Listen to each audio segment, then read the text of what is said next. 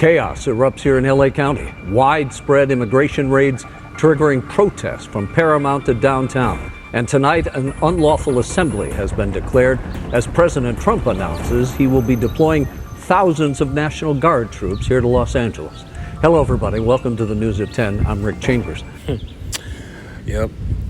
Hey, so let's begin this lesson giving all glory and praise and honor that's due to the Most High Yahweh through his only begotten Son, Yahweh Shai, and peace, mercy, and grace to the household of faith, the elect, beginning with the 144,000, service to prophets, as well as the rest of the elect, 1/3 men, women, and children of the seed line of Abraham, Isaac, and Jacob that are here on this earth, that will receive the promises and the blessings and the covenant as promised to us, all right, through the Lord's promise, which is a man that he cannot lie. He is going to send his only begotten Son, Yahweh Shai, back to deliver his people through a time of trouble and tribulation like none other. So what we're seeing is the beginning stages of that. And in this lesson, I'm going to be echoing some of the sentiments made by the beloved Apostle Gabar of Great Millstone. I just watched his video going into this topic. One of the things that he pointed out was this began on Friday, which was June 6, 2025. And when you add 2025, 2 and 2 is 4, 4 plus 5 is 9. And 9 is an inverted 6. So this began on 666, which is tied to this beast system in Revelation 13, chapter verse 18. It's a telltale sign and a clue what the man of sin would be, what he, who he is, and it's like an identifying marker or whatnot. So he uses the 666 to the max, and it's something that because we're not ignorant to his devices, we can kind of hone in on it and we can see the symbolism of it. Because, for instance, you have the big beautiful bill, right, which is being pushed, the Big Beautiful Bill Act, where you have 3 B's. When you do a lowercase b, that looks like a 6. Same thing with Build Back Better, BBB. And that's spearheaded by the World Economic Forum, which is what? When you look at their symbol, all right, you see that line going through the O's, which looks like a B or 6, 666. See, so it's all around us. And these are the wicked that the Bible warns us about. It talks about the devil, and I'm already in Rev 13. That's the spirit. Let's go ahead and bring this out. Revelation 13:8. Here is wisdom.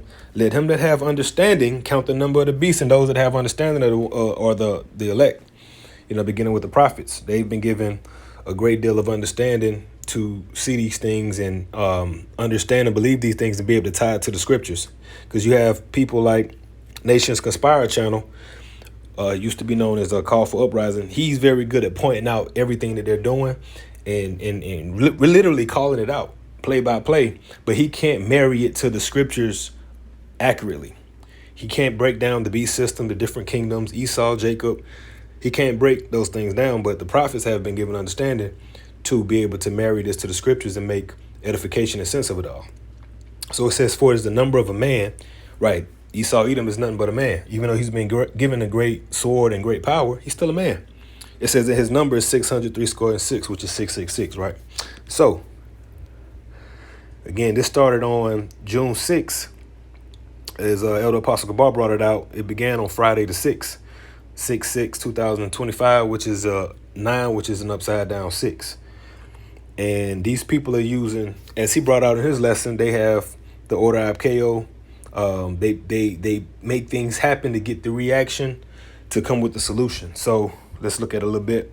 Major developments during a second day of violent confrontations between protesters and federal agents who are out on the streets trying to round up undocumented immigrants. As I mentioned, President Trump has ordered 2,000 National Guard members to counter that violence, and that angered Governor Newsom. Now let's do, if I may, let's do a Google search on undocumented immigrants and see what the face is. Let's see what comes up.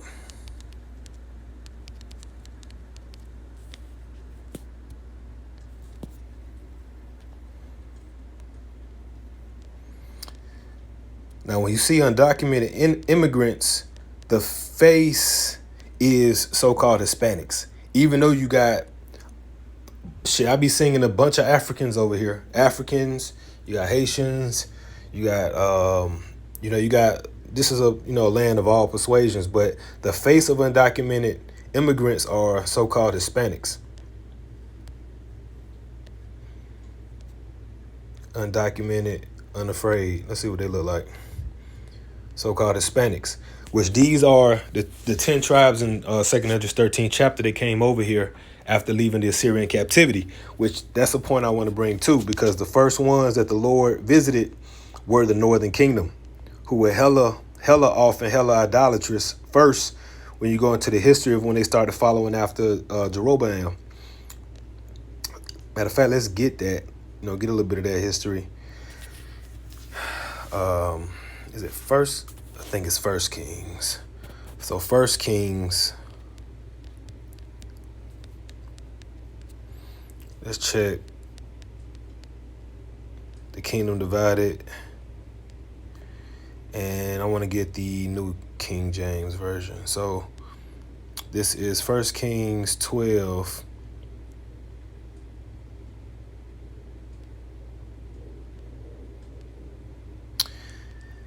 And 19, the point. It says, so Israel has been in rebellion against the house of David to this day. Okay, that's pretty much the point. And then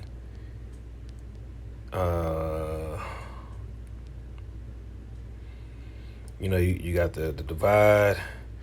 You got Jeroboam. Let me see if it's something in 13 I wanted to get. Nope. So I think all my point was in 12. So First Kings 12.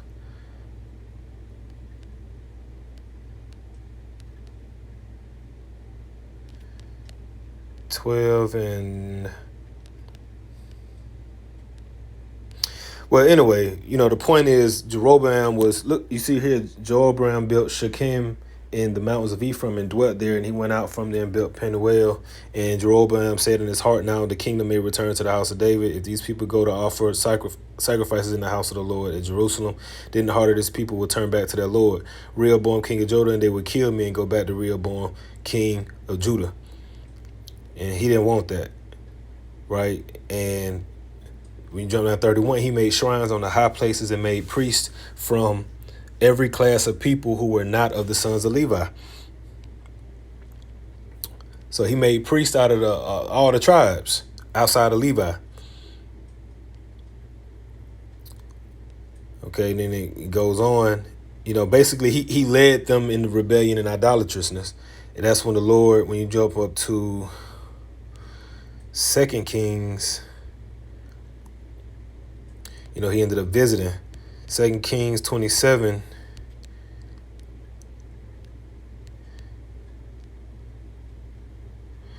And 20. Oh, actually,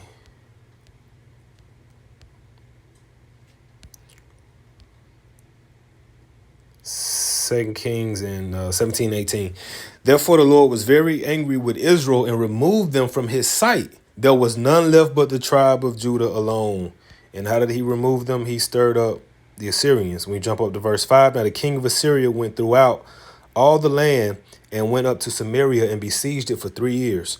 In the 9th year of Hosea, the king, or Hawashai in the Hebrew, the king of Assyria took Samaria and carried Israel away to Assyria and placed them in Halah and by the harbor, the river of Gozan, and in the cities of the Medes. For so it was that the children of Israel had sinned against the Lord, their God, who had brought them up out of the land of Egypt, from under the hand of Pharaoh, king of Egypt, and they had feared other gods, and had not walked in the statutes of the nations whom the Lord had cast out, and had walked in the statutes of the nations whom the Lord had cast out before the children of Israel, and made of the kings of Israel which they had made. So this was a fulfillment of Isaiah 10, Assyria shall be broken.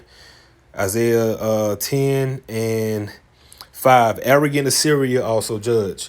Verse 5, woe to Assyria, the rod of my anger, and the staff in whose hand is my indignation. I will send him against an ungodly nation, and against the people of my wrath I will give him charge, to seize the spoil, to take the prey, and to tread them down like the mire of the streets.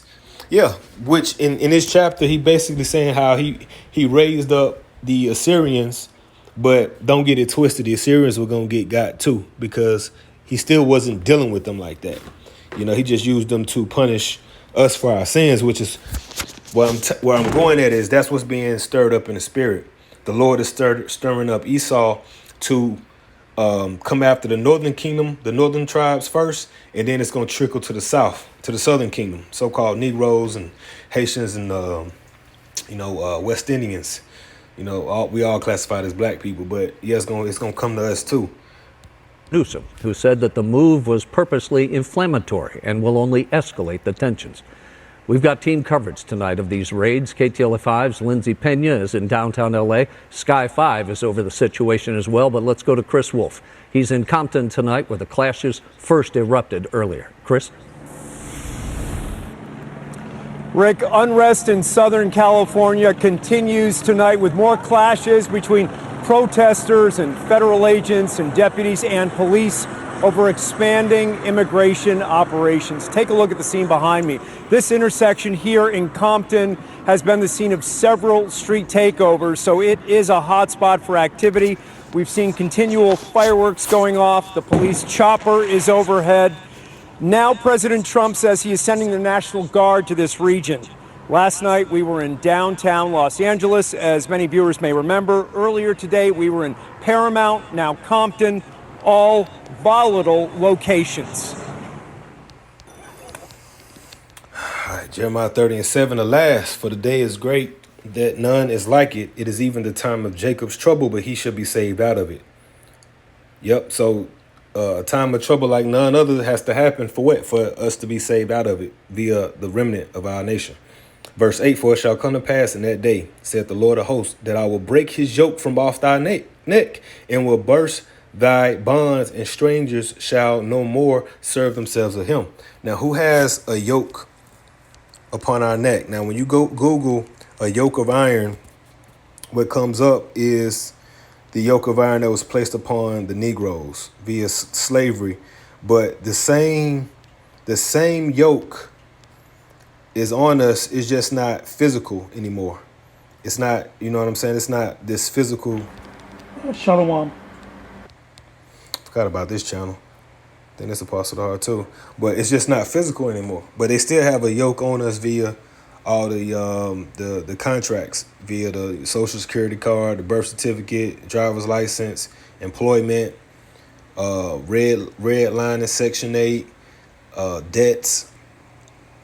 So the time is going to come where that yoke is going to be taken off of us, because that yoke ultimately is the yoke of captivity. So Revelation 13 and 9 says, if any man have an ear, let him hear. He that leadeth into captivity shall go into captivity. And when you look at this is us being led into captivity by the Edomites, who are known as so-called whites/Caucasians. It says, he that killeth with the sword must be killed with the sword. Here is the patience and the faith of the saints, and the saints represent the Israelites. That's in Psalms. All right, his saints are his Israelites. Saints means holy, sanctified. The sanctified nation of all the entire 18 nations, only one was made holy, and that's the nation of Israel, which is Jacob, his descendants. So, you know, you got this going on, and it's pretty much just setting the stage for more chaos, more anarchy, because we're at the stage where, and I was looking at this video too. This was a good video. Most of these people are He was making some good points in this video about pretty much they're setting up a technocracy.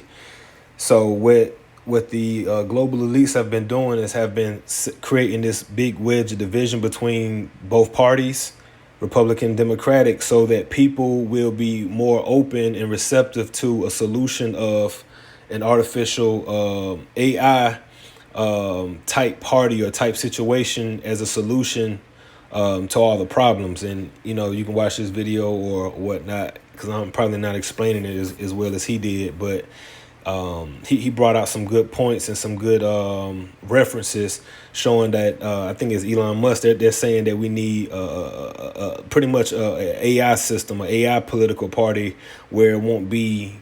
I forgot how he worded it, but it's in this video though, which reminded me of Revelation 13 and 11. We right here how it says, and I beheld another beast coming out of the earth, and he had two horns like a lamb, and he spake as a dragon. The two horns like a lamb are the two systems, right? The Republican and the Democratic system, but it's going to speak like a lamb or speak like a dragon rather when the new AI governance emerges from it.